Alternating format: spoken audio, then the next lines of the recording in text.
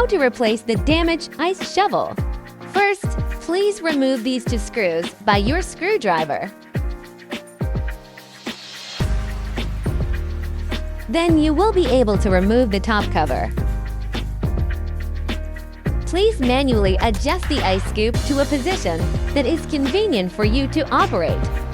Use suitable pliers to help you remove the nails to replace the ice spade.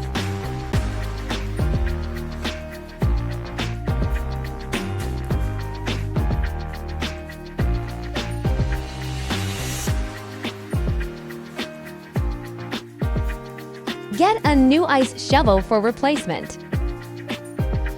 Using the nails removed before to install the ice shovel and scoop together.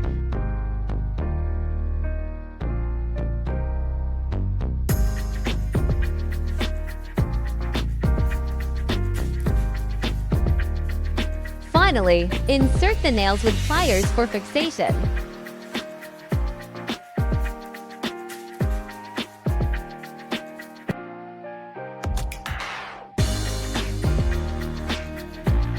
Install the previously removed screws in place. Thus, a new ice shovel is installed.